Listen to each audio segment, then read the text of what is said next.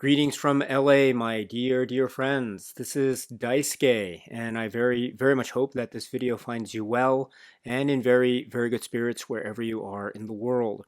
And right now, if it's okay with you, I'd like to very much continue on with our discussions with regard to this monumental series, which is known as Twin Peaks. And part of that journey, the Twin Peaks journey, is experiencing the work which is Twin Peaks Fire Walk with Me. And indeed, part of the journey of experiencing Twin Peaks Fire Walk with Me is also experiencing and enjoying and living and reliving the moments that can be found within what is referred to as Twin Peaks The Missing Pieces. And I'd like very much to continue on with our discussions or our comments regarding each of these missing pieces. And as I have indicated before, and I don't hold myself out to be in any way, shape, or form an expert when it comes to Twin Peaks. So I'm going to get a lot of the details wrong, and my comments are my own comments. And so Twin Peaks is this really wonderful thing where I think it's open to so many vast and various interpretations, depending on your own viewpoints and your own subjective perspective. So what I might feel about Twin Peaks may or may not be exactly how you feel about Twin Peaks, but that's the beauty of a work like this. And that certainly holds true, I think, for a lot of, or all of the moments, I should say, that we encounter over the course of experiencing Twin Peaks, The Missing Pieces. So please, my dear friends, this is my open invitation to you to please share with me your thoughts and comments, your viewpoints about these and other aspects of Twin Peaks. And if you have any points of correction for me or disagreement, please, of course, let me know. I'm very happy to hear about it at any time. Again, I don't hold myself to be an expert, but I am coming at this as a fan of this work and having seen the film and also the missing pieces now many times.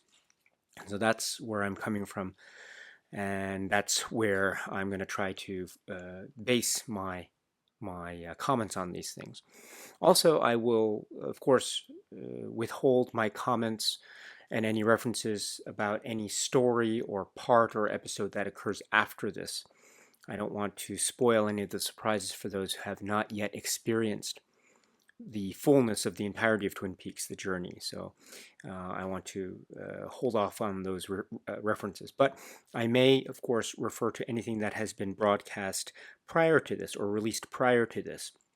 So that means the film, Twin Peaks Fire Walk with Me, as well as what came before that, which was the pilot and season 1 and season 2 of the series. So just to let you know, I wanted to, I may make references to that going forward. But with those points in mind, let us now continue on.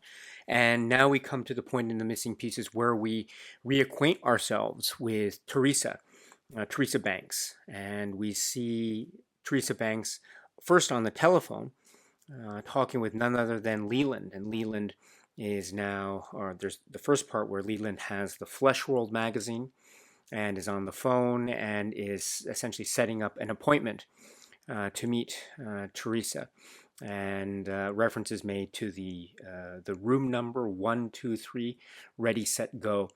And as we've mentioned before, whenever numbers are mentioned in Twin Peaks, that's always a time to maybe sit up and listen and maybe make notes of that. So it may or may not be a significant number, 1, 2, 3, but in any event, we do see a number of numbers throughout the world of Twin Peaks, whether significant or insignificant or otherwise, again, depending on one's interpretation. And we also get the moment where, in the film, Leland is about to enter the room and suddenly he sees and he recognizes Laura Palmer there, and he is in a panic and he runs off. And so after that moment, we get the missing piece where it apparently, I mean, we assume that this is occurring right after this, and Teresa returns to the room with just saying to Ronette and Laura, who are on the bed in their underwear, and they are talking on the bed, And Teresa comes in and says that the client has left them, and so it's just the three of them.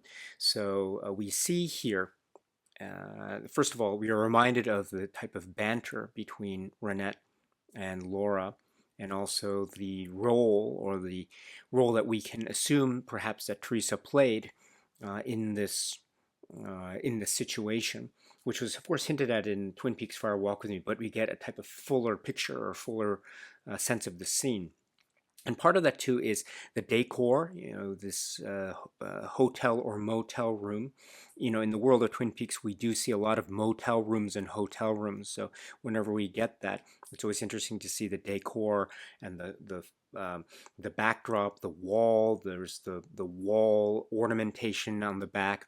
There's also the TV in the corner. There's also the nature of the bed and the bedspread, etc., and the nightstand with the glasses and the lamp. And there's also a lamp next to the TV. So whenever you see TVs in Twin Peaks, that's very significant. Whenever you see lamps, that's very significant. Whenever you see hotel rooms or motel rooms, that's very significant. Especially, I should point out, to the TV. The TV image in Twin Peaks is, especially Twin Peaks Fire Walk with Me, is a very important image. We see it in the opening credits with the TV fuzz, or the snow, or the static. And also we get the idea of the broken TV, or the smashing of the TV with the sound, which is, we understand later in the film Twin Peaks Fire Walk with Me, the idea of that very moment of violence that is about to strike in terms of the death or the murder of Teresa Banks. And so to see a TV here intact in the room where Teresa Banks is still alive and living and breathing, there's a sense of perhaps a portent or foreboding, as well as a reminder too of the link between TV and the way in which Twin Peaks Fire Walk with Me seems to be in sync with, as well as going against the grain vis-a-vis the relationship between Twin Peaks Fire Walk with Me and the TV series. And then we see Teresa Banks talking with, or on the phone, and she makes a number of extra phone calls. First off, she makes a phone call to none other than Jacques Renault. And this is, of course, something that we've seen Jacques Renault in Twin Peaks Fire Walk with Me. And indeed, what is being spoken of here, there's a little bit of a hint of this conversation in the film Twin Peaks Fire Walk with Me. But here we get the fruition of that, or the actuality of this conversation. And also we get a sense too of the sharpness, if you will, of Teresa. She's very sharp. She has a very sharp intuition. And so she's the one who calls Jacques Renault and asks about the father. What do the fathers of Renette Pulaski and Laura Palmer look like, respectively? And Jacques Renault gives the response to each. And then, with reference to Leland Palmer, he looks like a movie star, with reference to his finely set hair, etc., finely coiffed hair, etc. And notice here too a number of details. So Teresa Banks has a very sharp and keen intuition, and then also. And then the second call to is after this. She calls Leland, and there's a kind of zoom in into Leland's face, or could it be Bob at this point? Who knows? But there's a sense of impending doom, doom and gloom, and perhaps Teresa Banks is posing a type of threat towards Leland / Bob at this point. But in any event, notice here too the way in which Teresa Banks fiddles with her jewelry.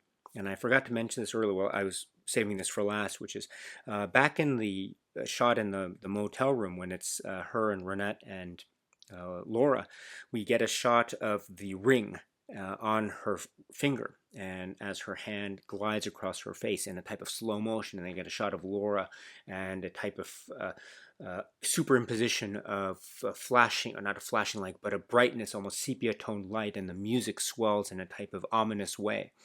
So we had glimpses of these shots of Teresa Banks and the ring, but here we get a kind of fullness of picture, and the ring is very pronounced. And indeed, in the next moment when she's on the phone, we see her take off her earring just before she puts the headset by her ear, and then she is twisting her ring as she is speaking. So this has, I think, an interesting interesting thing. I'm always waiting for the moment that she maybe tries to take it off, but we never quite get that. She seems to be twisting and turning the ring, which is, I think, a very interesting detail. Now, I think.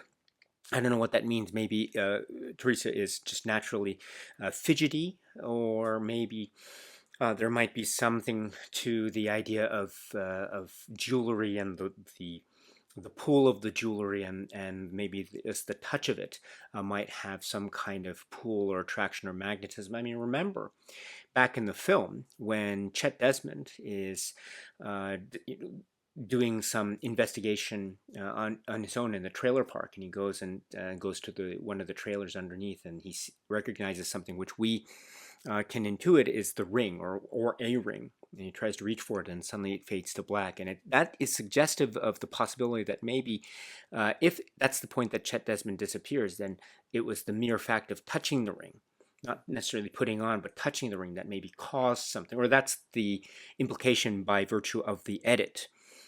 There's also the idea that maybe something happened in between that edit and the point where he actually quote unquote disappeared, but we're not necessarily sure of that. So we can assume that maybe it was the edit itself that was the cause of his disappearance. But I understand there's room for interpretation on this point. But my point is that under that interpretation, it's also possible, therefore, to posit the idea of the power of the ring, not just wearing the ring, but also just touching it. And maybe there is this idea of touching it or wearing it as a form of taking the ring. Remember what Cooper says in the Black Lodge, right? Don't take the ring, Laura. Don't take the ring. So what does it mean to take the ring? Does it mean you have to wear it, or is it just enough to touch it? Because if you have the idea in your head, oh, I want to take the ring as I'm touching it, then maybe that's enough to cause some kind of chain reaction. Who knows? But in any event, we're reminded of this, or at least I'm reminded of this when I see Teresa on the phone here, and she's fidgeting with her ring, just twisting it around her finger like this. And so it's an interesting detail. It may be, again, just completely coincidence, but the ring is very significant indeed. So whenever we see the ring, that's also something to keep in mind going forward. Okay, so next up we have a scene again of domesticity, or maybe a type of nuanced domesticity whenever we're talking about the Palmer household. And so we have this shot of the what seems to be the morning or breakfast. And so we have Leland Palmer coming in and reminding everyone, don't forget about Johnny Horne's birthday. And he leaves. Just notice a couple things, or a few things. There is a type of almost a nonchalant silence, or almost silence, between Sarah and Laura after Leland leaves. Almost like a sarcastic wit going on there. Although Laura seems to be somewhat out of it, perhaps. Very passively eating her muffin. Notice too, it is a muffin, I think, and by virtue of the fact that we see a muffin on this side of the table here.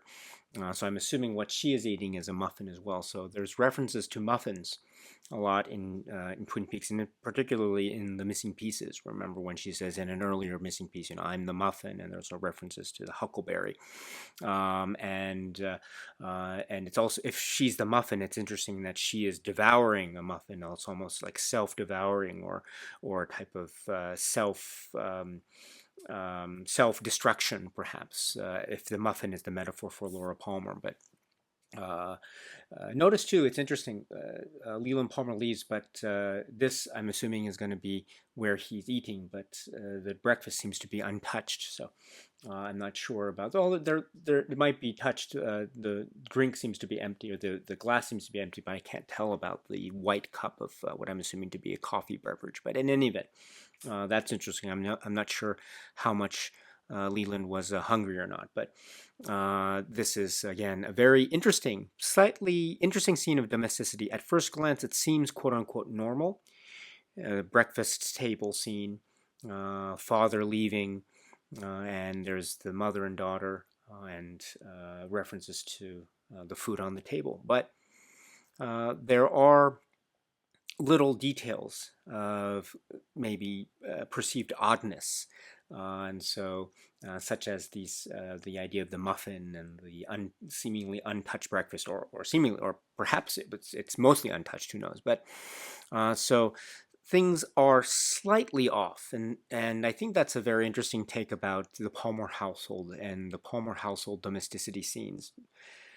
They seem on the surface to be, at first glance, quote unquote, a-okay, but the more one looks at them, the more one might sense something might be somewhat off.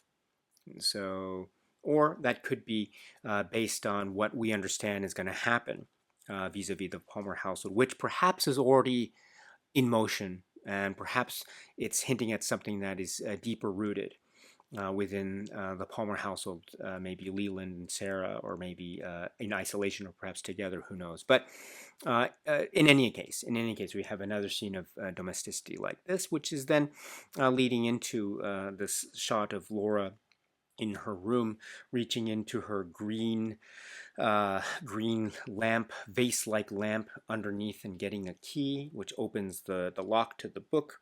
And she opens, and she has her stash of drugs. And then we see, as the reference to Kitty got a collar, and then we see her taking some of the drugs, and there's some hint of this, if I recall correctly, in the film. But again, we get a fuller picture of this, and so we're reminded too of, in a very direct and somewhat unsettling way, the idea of Laura Palmer and her drug addiction. And also, this is a moment of a type of silent isolation on the part of Laura Palmer. What is it that she's thinking at this particular moment in time? One can speculate, of course, but also notice too. I didn't quite notice this until seeing scenes of the missing pieces. Notice her earrings. It's jewelry seems to be figuring in terms of all the minute details. I forgot to mention in the prior missing piece regarding Teresa Banks, when we see Laura Palmer in the motel room on the bed there. Of course, that shot of her on the bed is present in the film, but the fact that we see more of it in the missing pieces allows one to absorb the details. And one of the details is in that shot, or in this piece, she has a type of a small, I want to say, pearl-like earring.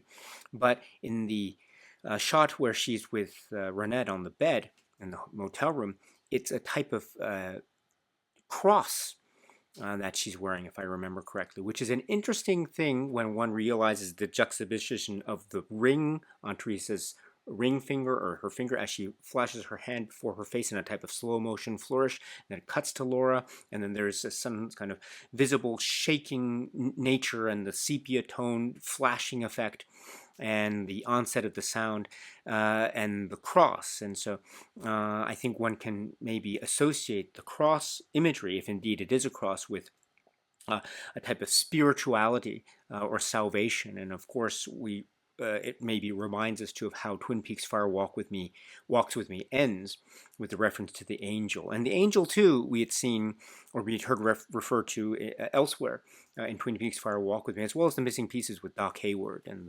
the prescription slash message. But in any case, yes, more things to ponder and consider with this and other missing pieces. We have a really wonderful reunion with some old friends. I mean, we've seen a lot of this happening with many other missing piece in Twin Peaks: The Missing Pieces, but here it's another special one in a series of special ones.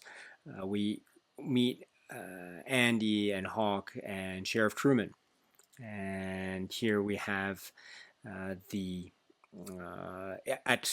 in full work mode, as we see, and making reference to Bernie the Mule, Bernard Renault, and the idea of a tip that they got about Bernard Renault and coming in, and they have to track him. Of course, the tip also involved the information about him coming on foot. And so there's this wonderful back and forth between Truman and Andy about what this means, about that they have to double their surveillance or keep an extra eye on him, or does it mean something else? What a long hike you'll have to take. So there's a lot of walking So again, that's a wonderful moment, a wonderful Andy moment, and Hawk is also on the move as well, leaving a perplexed Sheriff Truman and his face. And so it's a great thing. Every once in a while, we'll see Sheriff Truman quite perplexed. And so it's great to see that tradition, I guess, start here in a manner of speaking, if we consider that these missing pieces are taking place prior to Dale Cooper arriving at Twin Peaks in the context of season or pilot in season 1 and season 2. And it's also great to see the investigative powers of Deputy Andy and Hawk and Sheriff Truman at work here, although they might be at different ends, so to speak. And also this notion here of um, um, well, of course, we are reminded too of Bernard Renault, and we'll of course meet him again in the course of the series, or we have met him in terms of the broadcast and the series, the Bookhouse Boys, etc. And we'll also get reference to the idea of walking on foot. And of course, we have the scenic locale of Twin Peaks and the nature and people walking. There's all this stuff about walking and traversing and walking on foot and feet as well. So there may be some references to feet and foot. This is my foot, or this is not my foot. But in any event, yes, it's a reminder to perhaps nuanced and vague and ambiguous, or perhaps a more direct reference to some kind of deeper interpretation. Feet and foot walking and on foot. And the investigative powers of Sheriff Truman and Okay, next we have another scene between Bobby and Laura in front of the locker room, and a reference to hiding money in the safe deposit box, and Laura seems still to be somewhat giddy, and Bobby is under seemingly a lot of pressure or stress. And we understand too that this is a moment that occurs after the scene in Twin Peaks Fire Walk with Me, when we see Bobby kill someone, a very significant character. And at the time, Laura seems to be somewhat out of it as well, in terms of maybe laughing hysterically. And that type of giddiness is, the residue of that is also left over in the scene, or at least the first part anyway. And she says, did you kill Mike? She says, and laughing out loud and making a type of quacking sound like Donald Duck or something. And this raises the ire of Bobby, and he gets more and more agitated. And he says, I killed someone, right? I killed someone. And this drives it home to Laura Palmer, and you see her at first somewhat, as I say, almost very, very light, but then the look on her face after Bobby leaves registers a very dire seriousness, and so maybe she realizes, understands that yes, in fact, something very serious and very, very deadly occurred. And this is one of those interesting details of Twin Peaks, at least up to Twin Peaks Fire Walk with Me, and then indeed up to throughout seasons 1 and 2. In terms of a reference to this and reference to Bobby killing someone. I mean, we did get, and I did mention this before in the past Twin Peaks discussions, we do get a reference to this, Bobby killing someone.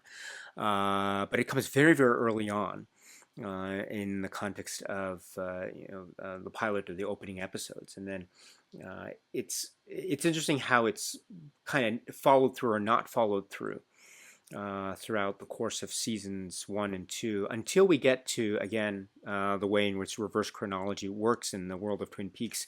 Now we get the backstory in terms of Twin Peaks Fire Walk with Me, and so we get a revisitation to this very significant detail that seems to be remaining hidden, but it is unearthed again when we do watch Twin Peaks Fire Walk with Me. And then when we see this reminder of this in the missing pieces, and this time, of course, while it is a parallel to the what happened with Deputy Cliff in the film, we do get the sort of the follow through, the aftermath, and I think the one of the significant points here is seeing Laura's reaction, and again, seeing her reaction turn very deadly serious. Again, maybe the realizations really settling in as to what exactly Bobby has done. Next, we get the scene laxative. F word, F word, F word. Yes, so laxative. It was laxative, maybe laxative. It's not what he was expecting in terms of the cocaine, but rather laxative, baby laxative. And it's a brief scene, and it happens very quickly, and it's out in the woods, and he's alone, and there's a bit of a mess in terms of his car and his clothes. He seems very agitated, and we actually there's also the way in which laxative figured in a very very similar way when we saw one of the points along the way in the series, in particular, for example, at a certain point in season 2, when Dale Cooper is inspecting a house or the inside of a house. But in any event, yes, laxative. Next, we have a scene involving, again, another person that we have met in the course of Twin Peaks, the series, and now we see Dr. Jacoby. Dr. Jacoby calling Laura at her house directly, and when she picks up the phone, just as she is taking the cocaine, in her room, she is a little bit upset or a little bit noticeably agitated and annoyed that Dr. Jacoby would be calling her directly like this. So she essentially gets angry or frustrated with him or chastises him for doing so. But Dr. Jacoby seems to be somewhat infatuated with Laura, and we get this infatuation, or we of course recall when we were talking with Dr. Jacoby, or when Dale Cooper was investigating the killing of Laura Palmer during the first series, and we see flashbacks, or not flashbacks, excuse me, but we see Dr. Jacoby and his reaction, and the locket, and the tapes, of course, the audio tapes, which a reference to which is made here a little bit later in this call. We understand that, yes, Dr. Jacoby had certain feelings for Laura, and I think those are evident, or at least they're hinted at, when we see his reaction here, as well as how Laura Palmer seems to be visibly annoyed on the phone, on the other end of the phone, of course, and making excuses for, right, in terms of Johnny's birthday, etc. But there seems to be somewhat an infatuation or obsession that is perhaps hinted at, or maybe more than hinted at here, in the way that Dr. Jacoby is addressing Laura. And he says at the end, right, in terms of asking for a kiss, and then Laura Palmer before that suggesting that she'll maybe make an audio tape. And it's a reminder too, as I mentioned, about the tapes and the audio tapes that he would listen to as part of the first season in particular. And note too the music, of course, the Hawaii decor and the backdrop. It's an interesting thing to see characters and their background settings. Sometimes you might see characters sitting in front of huge backdrops of images or environments or other settings or events, and so sometimes that could be a reflection of what it is that they are thinking of, or what it is they represent. Here for Dr. Jacoby, we have this idea of the backdrop and the palm trees and the in sort of the sunrise or sunset, whatever the case may be, as well as the great looking sofa that he has there, and as well as his great clothes that he has. So it's a wonderful thing to see. I also must say too, I love the fact that he's wearing he's wearing the glasses, and he's talking on this red phone, and the red phone is almost bleeding into the red tinted glass, or the red tinted lens of his glasses that he's wearing. I really find that quite amazing. In fact, I've always wanted to consider the possibility of maybe trying to have the red and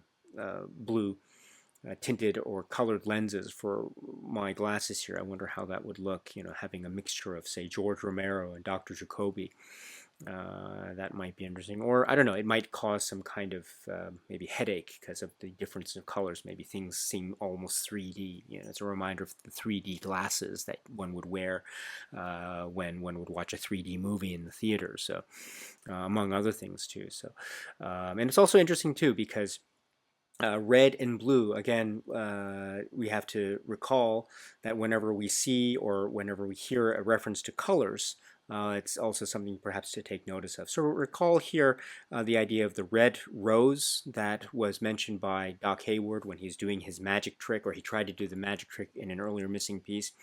And the idea too of red rose, the color red linked to rose. And of course we've seen roses, or we've heard roses in the context of Twin Peaks, but associated with another very significant color, which is blue, blue rose. Doc Hayward is talking about a red rose, and of course we also have reference to Sarah Palmer's blue sweater, etc. But here we have Dr. Jacoby wearing what?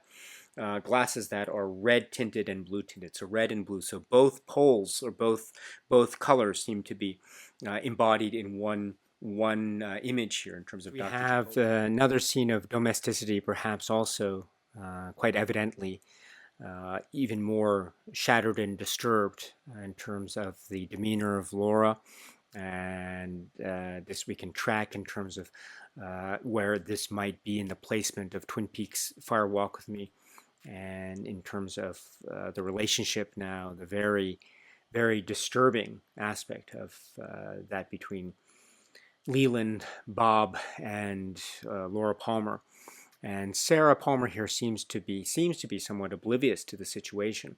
And we have here reference to what are they eating? They're eating asparagus, or asparagus, what's part of the dinner, but I don't know if she's right. She's not eating the asparagus, which is a little detail if you remember asparagus. But yes, Sarah seems to be somewhat oblivious, and she very maybe nonchalantly mentions how Leland is working with Ben in terms of the deal with the Norwegians, and so he's not there.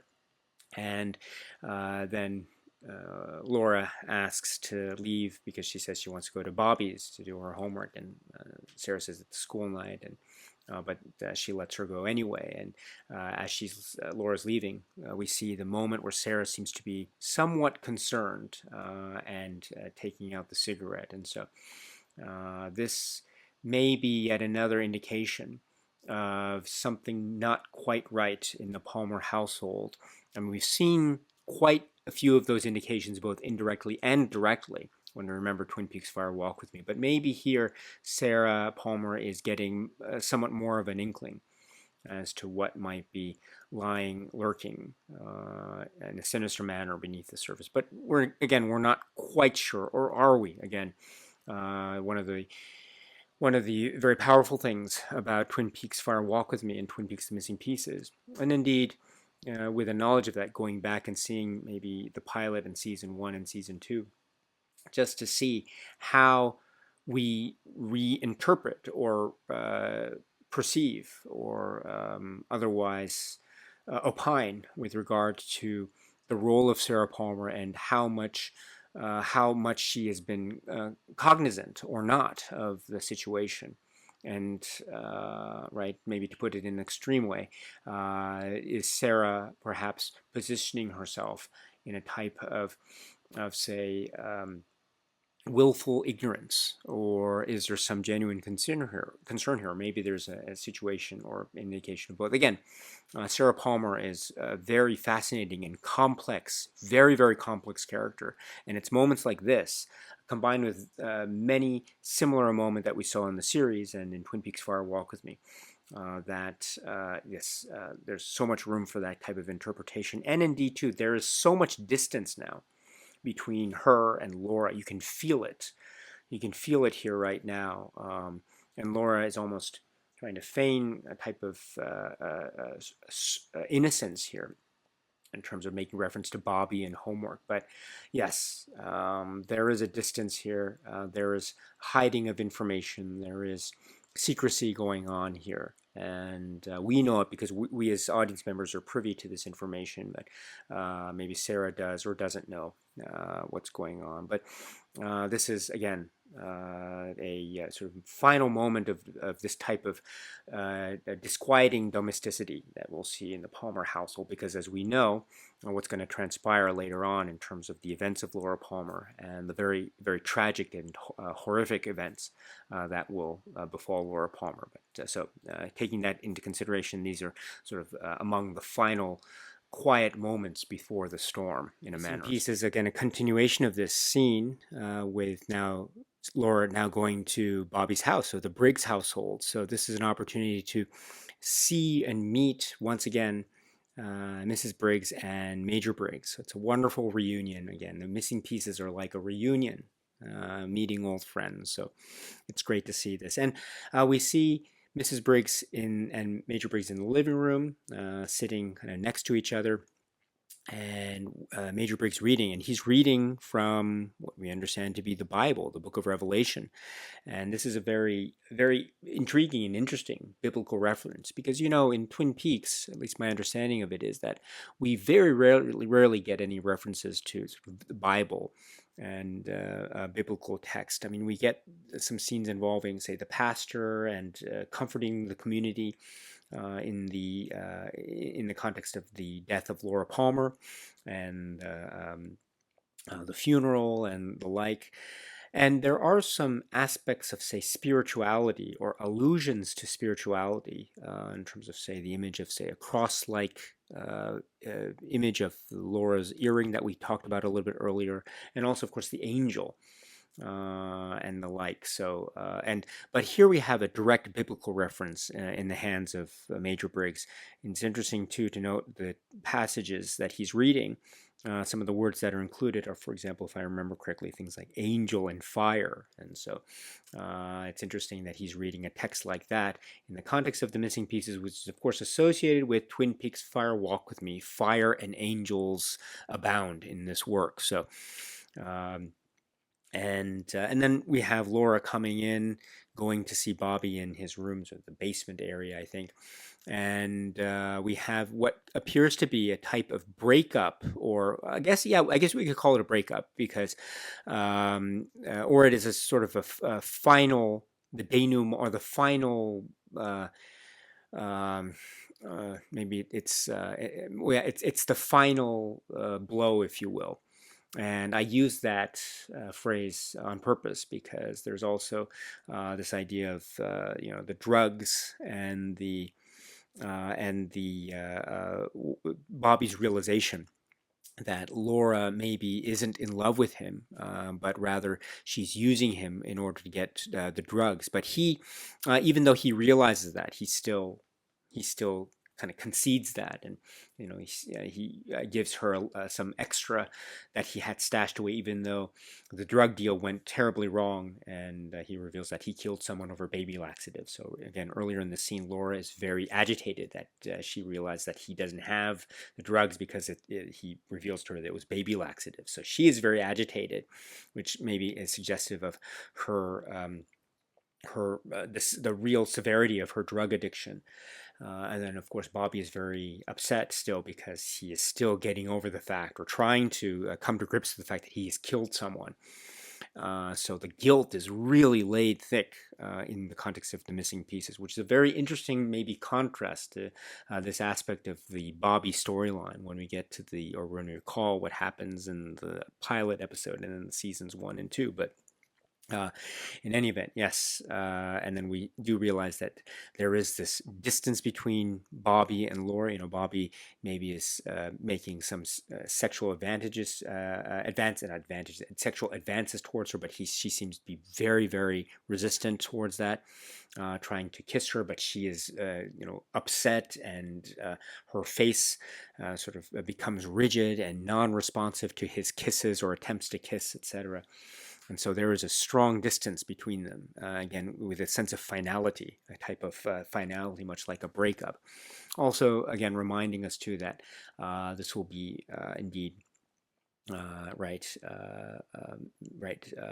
And also the finality is also quite eerily so because of what we know what will happen to Laura Palmer after this. So yes, this scene, we do get a little glimpse of this scene in the film, But again, it's nice to see the full-bodied context of the scene play out. And it's interesting to note too that in an earlier missing piece involving Dr. Jacoby, if you recall, on the nightstand, when we see Laura essentially taking the drugs, the cocaine, and there's like lines of cocaine, and then sniffing it through the nostril. She there's a moment where the camera lingers on the final line of the drugs, and it seems to have not been taken. And then it cuts to a shot of Dr. Jacoby, who's in another room somewhere. But I think the implication is, or the possible implication is, that maybe Laura didn't take that last bit of drugs. But again, we're not sure. We're not sure because it's not quite clear. But that interpretation is there. So that could have been a hint of maybe perhaps she is she is not necessarily relying on the drugs at that point. It could have been a hint as to maybe her quote unquote salvation when it came to her drug addiction. But given that this scene occurs and seeing how she seems to be so, look at her reaction when Bobby reveals the drugs, the extra stash that he had. In any event, yes, it's interesting to again be reminded of the severity of her drug addiction and how drugs figure into Laura Palmer's existence in a very perhaps in a very difficult and very difficult to take away. But this is again part of the full picture of what we know to be Laura Palmer, and we're getting that here in this scene with the Briggs household and Bobby, and also the Book of Revelation. And the next scene involves Lucy and Andy and Sheriff Truman. So it's wonderful to see Lucy again in the missing pieces here. And she is talking with Andy and Sheriff Truman, who are in a different room. And she's talking with them over the intercom. And this is very significant for a number of reasons, right? First of all, if we go back to the interview room with Andy and Sheriff Truman, note the design of the walls, the tile walls, and the holes. You know, we've seen the holes and an extreme close-up of the holes coming out. With the camera coming out in one of the very famous sequences in one of the episodes of the season or of the TV series. So it's great to see that tile pattern, wall pattern once again. And then also there's reference here to Mrs. Packard and a prowler, which of course makes Sheriff Truman sit up and take notice. And so he's about to investigate. And then he goes back to the main hallway or the office reception area as Lucy is talking on the intercom, and she is so shocked to realize that Sheriff Truman is there in front of her while she was talking on the intercom. So how can this be? How can someone be in two places at once? So this is very interesting for a number of reasons, I think. Well, first of all, it's interesting to see Lucy's reaction to this type of technology and the idea of communication technology and how she perceives it and views it.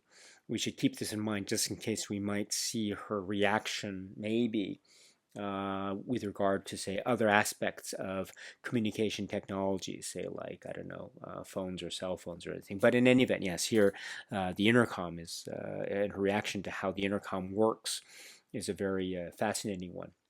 And also, it's this idea too of how can someone be in two places at once, kind of, and how technology works. Now, this is again a type of showcase into the lovely innocent quality of Lucy's character and her viewpoint and her perspective on the world, I suppose. So it's really wonderful to get that perspective. But also, it reminds me of the scene in Twin Peaks Fire Walk with Me, where Dale Cooper is looking at the surveillance camera of the hallway and then going out and going back into the room and looking at the surveillance camera. And this happens while Philip Jeffries emerges from the elevator and walks down the hallway. And there's that moment in the film, not in the missing pieces, but in the film version, where Dale Cooper then walks out and then walks back into the room, the surveillance monitor room, and then sees himself projected on one of the monitors there, standing in the hallway as he sees the image of Philip Jeffries walking past him. So how can Dale Cooper be in two places at once, one might ask? In other words, this is kind of like what Lucy must be experiencing at this very moment. Like how I felt when I saw that moment in Twin Peaks Fire Walk with Me is exactly what Lucy must be feeling at this moment right now in terms of how can Sheriff Truman be in two places at once. But anyway, and then of course there's the moment too of Andy coming in and Lucy being very visibly concerned about where's Andy, right? In terms of Andy. And so that might be, again, a suggestion to of how she really feels about Andy. And of course, Andy comes in, and then there's that moment of shock and surprise between the two as they meet. So, oh, Lucy.